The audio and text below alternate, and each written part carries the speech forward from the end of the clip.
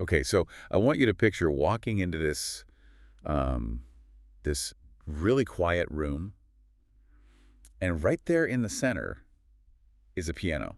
Just sitting there. Right, exactly. Right. Just sitting there, practically humming with potential. You pull out the bench, you sit down, and you place your hands over the keys. You're ready to play. But there's a catch, I'm guessing. Yeah, big catch. Because taped right above middle C is this handwritten note. And it just says 4 words. Stop when it hurts. Oh, wow. That fundamentally alters the whole geometry of the room, honestly. Right, it totally does. Because you're no longer looking at an instrument of, boundless expression. You are staring right at a mirror, reflecting your own physical limitations. Yeah, the anticipation of the music gets immediately tangled up with the anticipation of pain. Exactly. And that specific, honestly kind of haunting image is how we're starting today's deep dive. We're looking at a single, incredibly personal narrative document. It's titled Pain That's for Something. It's a fascinating piece. It really is.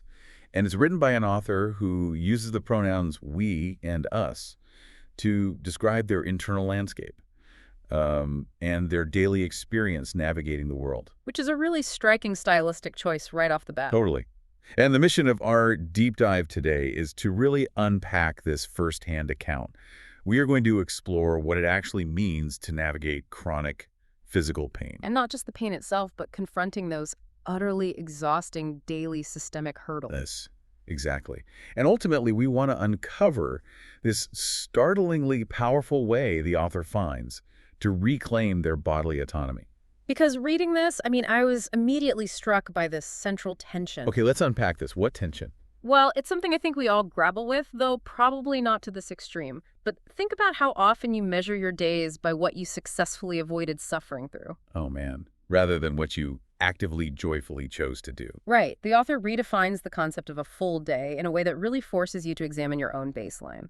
Yeah, because right near the beginning, they explicitly note, today was a day that actually happened, a full one. Which implies something pretty heavy. Right, that days like that are rarer than they should be. The implication is that many of their days, maybe even the vast majority, are just so swallowed up by pain, by exhaustion, that they don't feel like they happen at all. They're just lost time. A void where existence is purely about endurance rather than actual participation. A day that didn't happen. That phrase just, it stopped me in my tracks. Because we usually think of time as this relentless marching force, right? Yeah, it happens whether you want it to or not. Sun comes up, sun goes down. But they are describing a psychological reality where time only happens if you are able to leave a conscious imprint on it. If you have enough agency to participate in the narrative of your own life. Which, I guess, brings us back to that piano. And the boundaries of the physical body. Yeah. And I have to admit, I struggle to understand why you would even sit down at the piano if you know it's going to hurt. You mean, why invite the frustration? Exactly.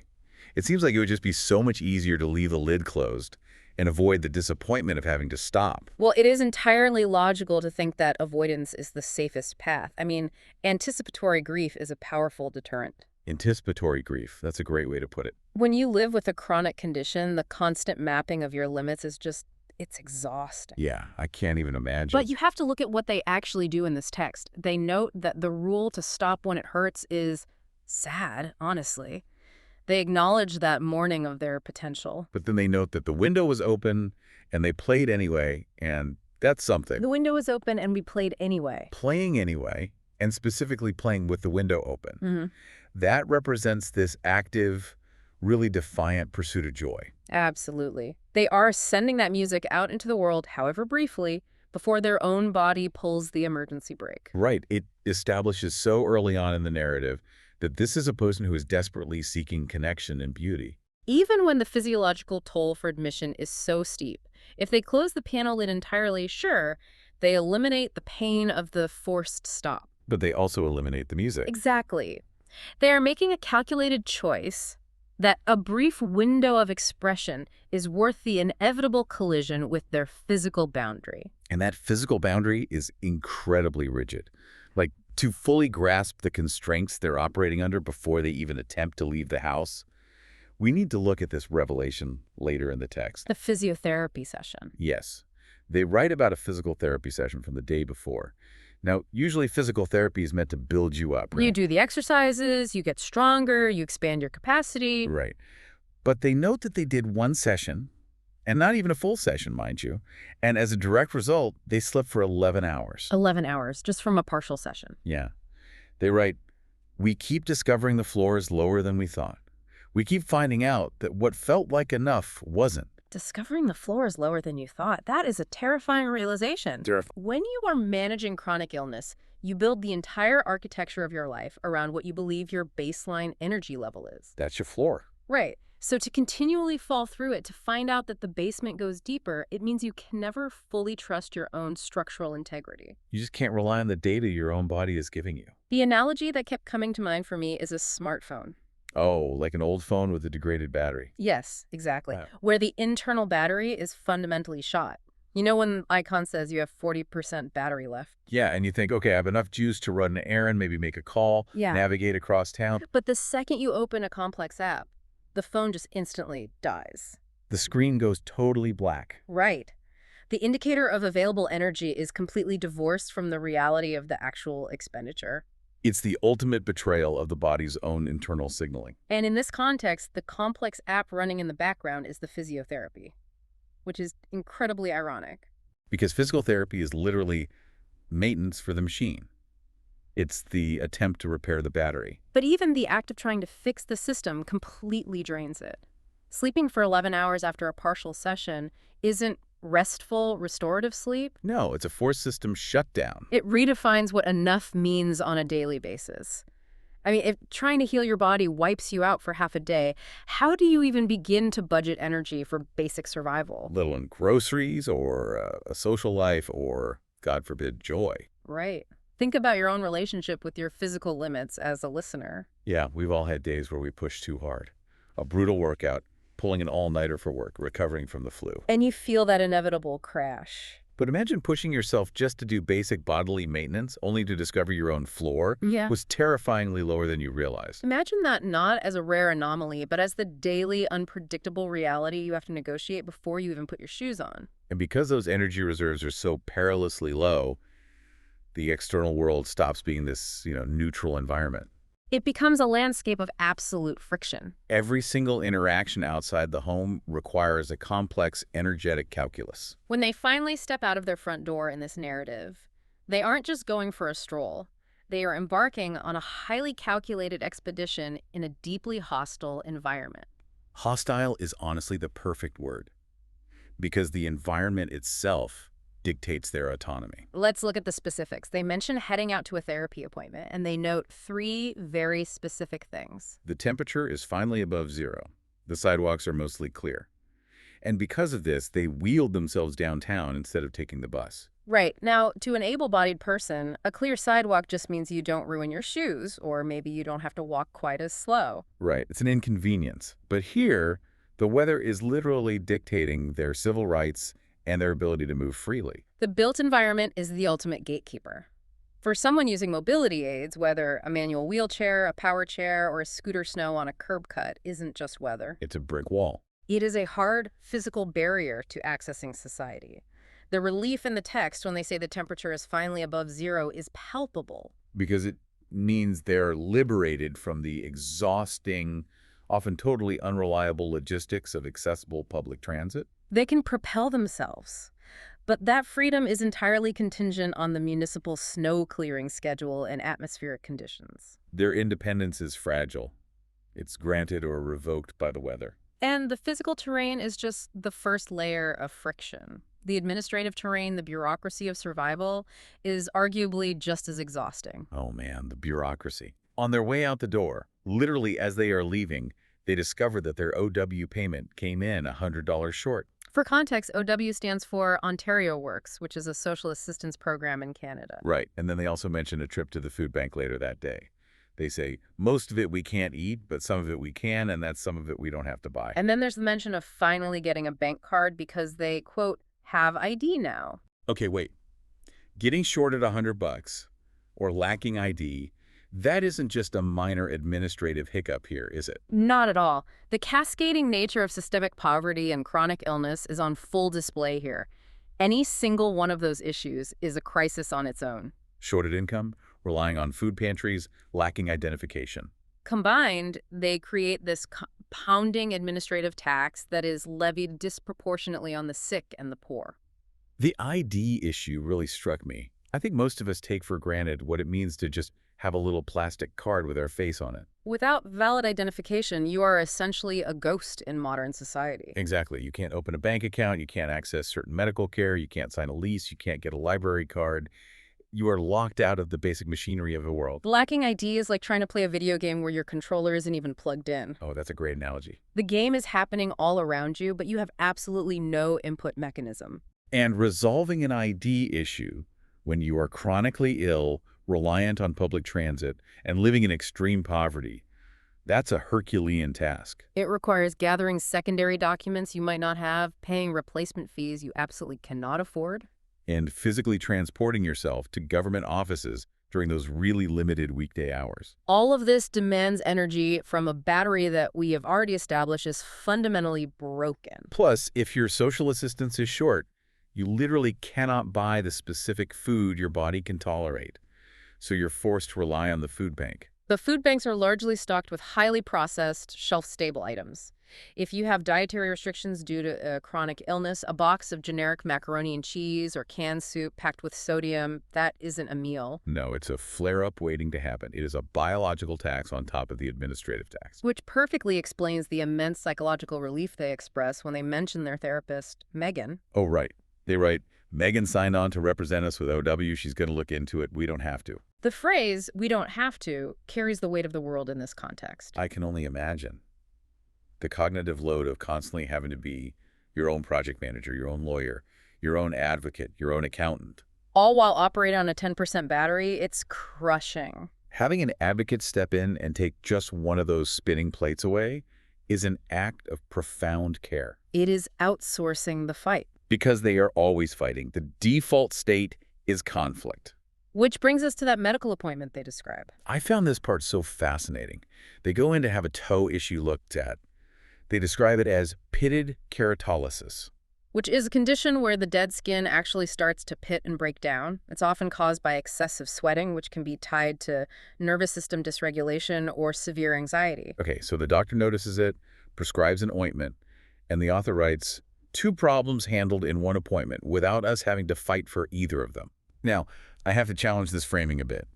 I struggle to understand why getting a basic ointment for a toe condition is framed as this massive revelation. Right. You go to a doctor, you present a symptom, you get medicine.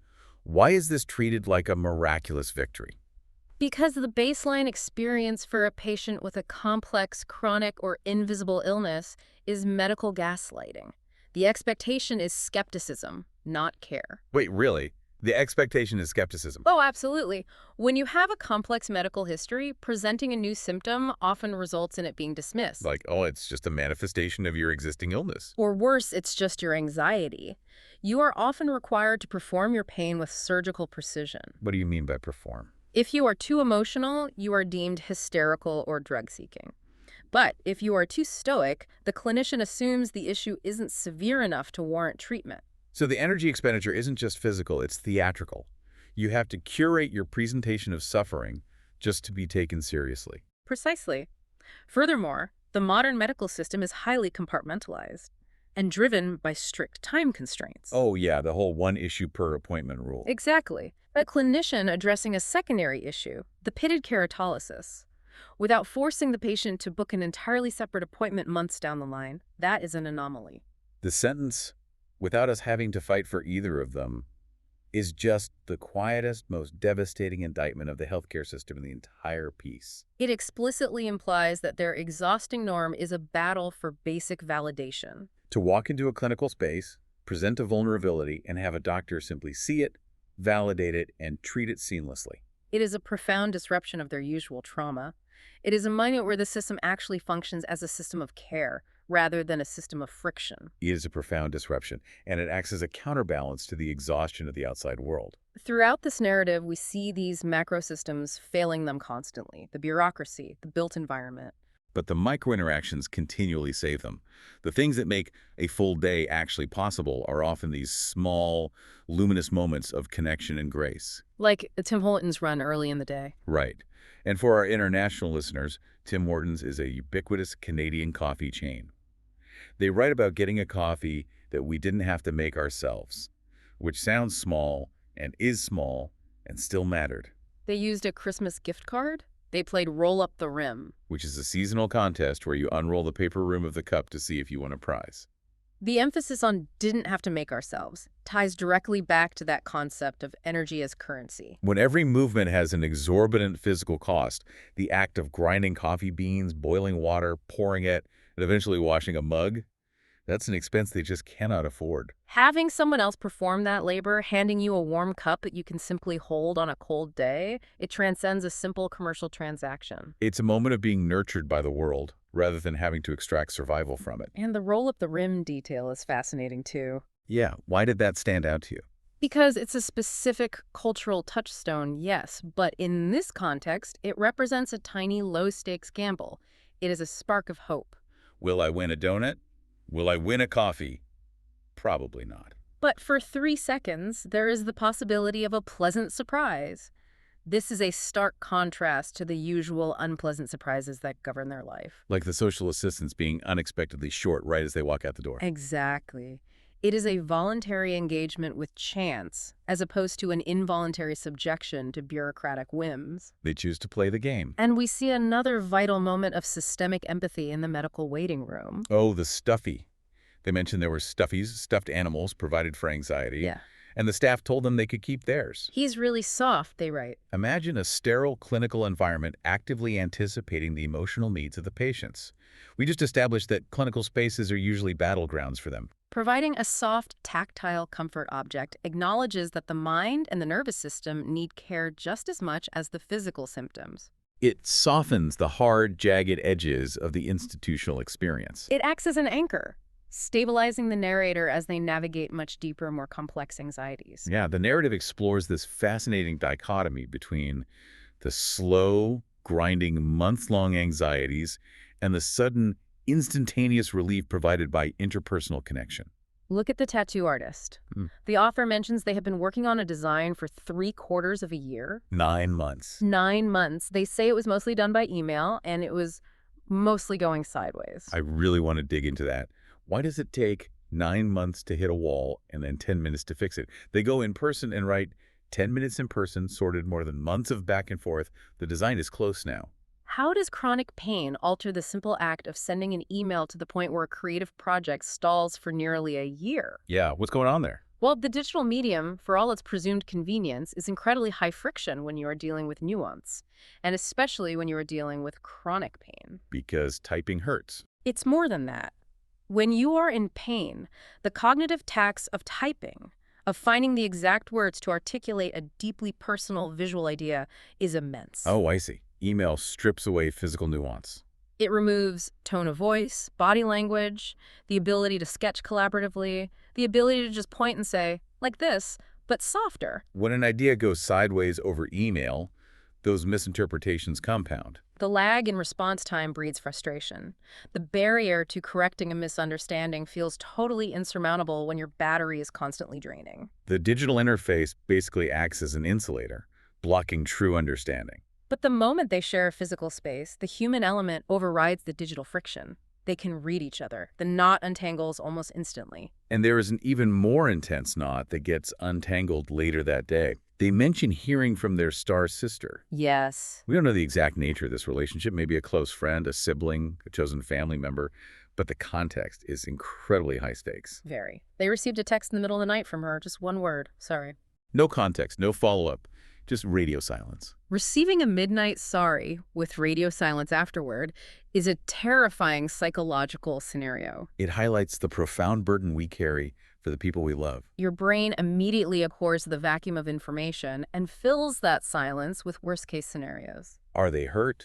Are they in danger? Did they do something drastic? The nervous system immediately shifts into a state of high alert and locks there. I was really trying to conceptualize how that vicarious anxiety physically manifests. It's like you unknowingly take a deep breath in and then you just hold it. Yeah, you don't realize you are holding it, but your chest is tight. For hours.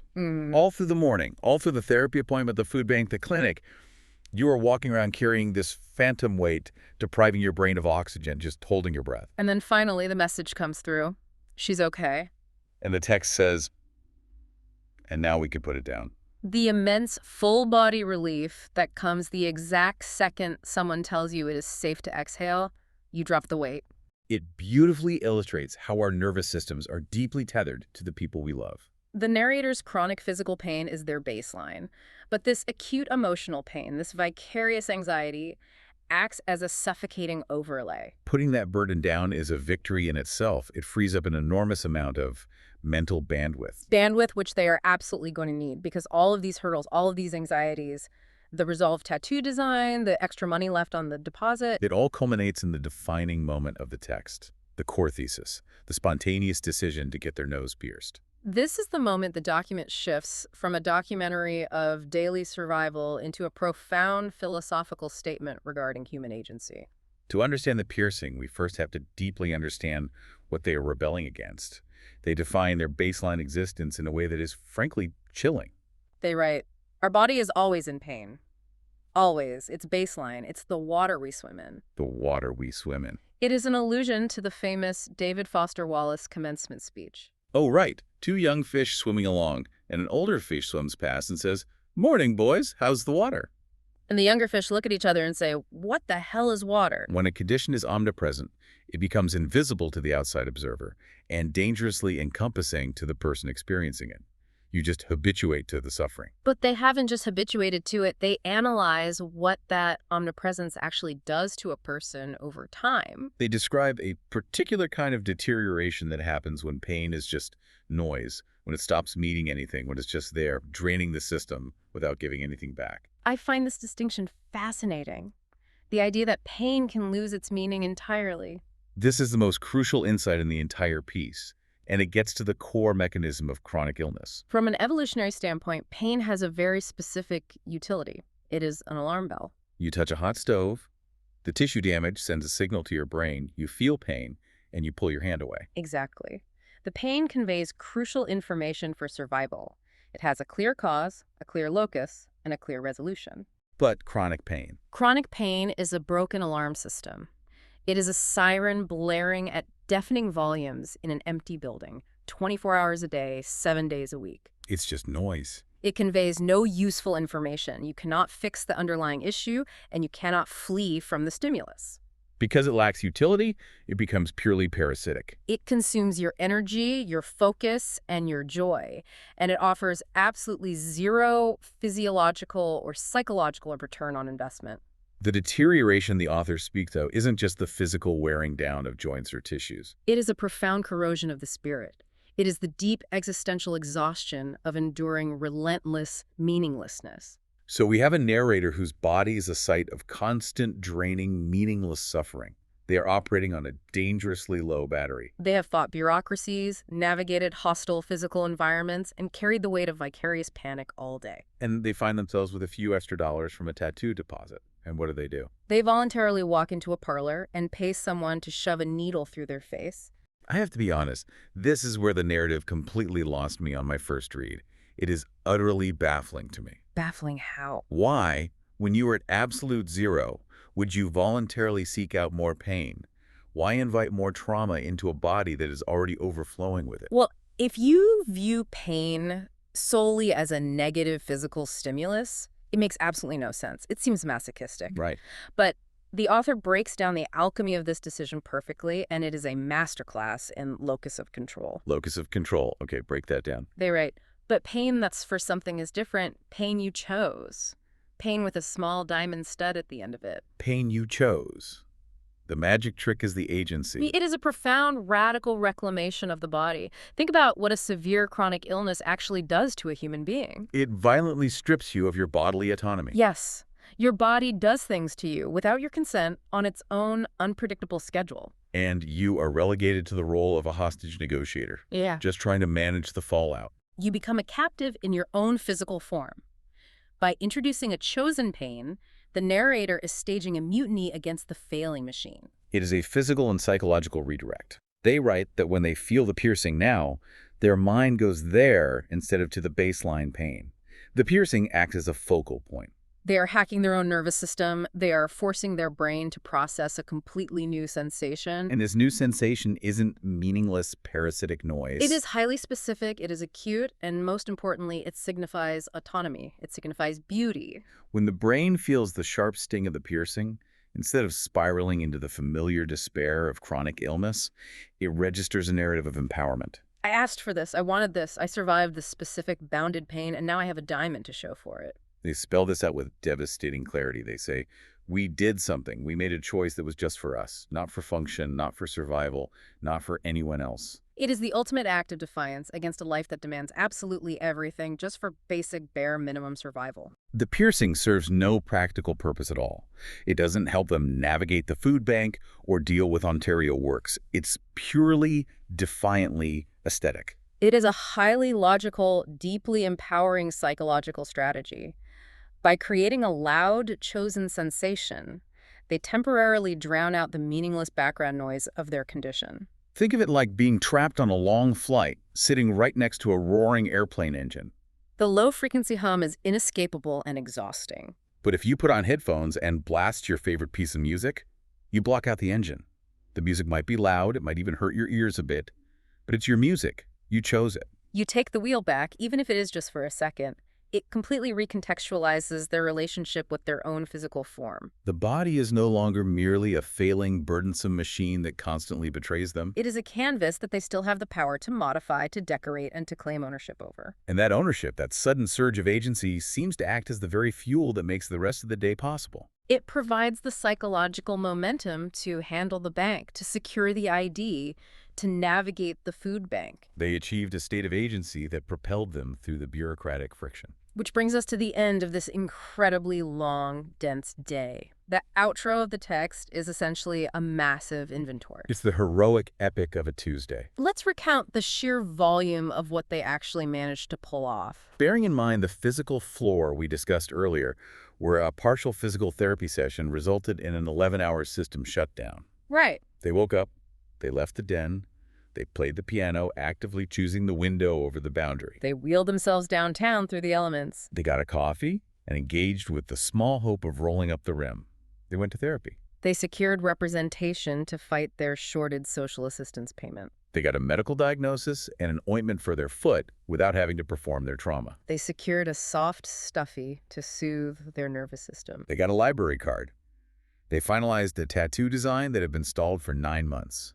They got a nose piercing, reclaiming their locus of control. They got valid ID, ceasing to be a ghost in the system. They got a bank card. They navigated the complex dietary logistics of the food bank. They ordered a power adapter for their computer.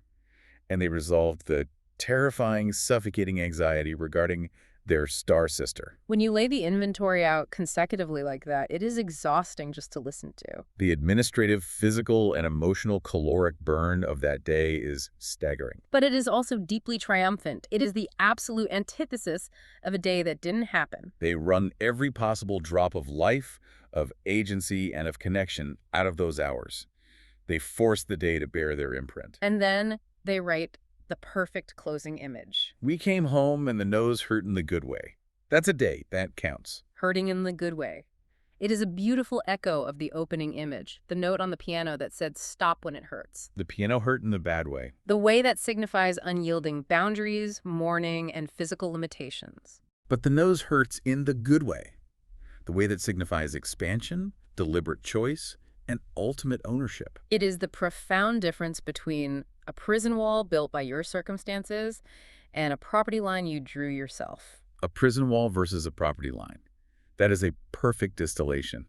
And that brings me to a question for you, listening to this deep dive right now. We have spent this time exploring the extreme constraints, the systemic friction, and the relentless baseline pain this narrator faces. But the core philosophical lesson here is universally applicable. Look at your own life. What are the things you do that are just for you? Things that are entirely divorced from your survival, from your job, from your societal function, or what you owe to your family and friends. How do you ensure your days count and do not just slip by in a blur of mandatory, exhausting tasks? It is a vital inquiry. Most of us listening might not be navigating the extreme physical and bureaucratic hurdles described in this text, but we're all subject to involuntary background noises in our lives. We all have elements of our existence that drain our internal systems without giving anything back. We have our own versions of the water we swim in. The relentless, grinding stress of a demanding job, the constant low-grade hum of anxiety generated by digital overload, and the 24-hour news cycle. The quiet, heavy, unspoken expectations of society, of parenting, of maintaining relationships. Those are our modern psychological versions of baseline pain. They are the broken alarms of our daily lives. And if we accept the profound philosophy presented by this author, that involuntary pain drains us precisely because it lacks meaning and robs us of our agency, it raises an important question for all of us to mull over as we close this out. If our energy is being quietly siphoned away by the involuntary friction of modern life, could we neutralize that toll by actively introducing our own deliberate, chosen friction? Deliberate, chosen friction. What does that look like in practice? It might mean taking on a difficult, frustrating hobby that you are terrible at, but that you love doing anyway, simply because you chose it. It might mean engaging with a challenging piece of art that makes you uncomfortable, but expands your perspective. Or, perhaps most importantly, it might mean doing the deeply uncomfortable work of drawing a hard boundary with someone in your life. Those actions will cause friction. They will hurt a little in the short term. But it is a chosen friction. It is a pain with a diamond stud at the end of it. And perhaps that chosen friction is the exact reminder we need of our own ultimate autonomy. A reminder that even when the world is unimaginably loud, when the systems around us are exhausting, and when our internal battery is flashing red, we still hold the pen. We can still choose where it hurts, and we can make sure that pain is for something beautiful. It really makes you rethink what it means to push the keys on that piano, even when you know you will eventually have to stop.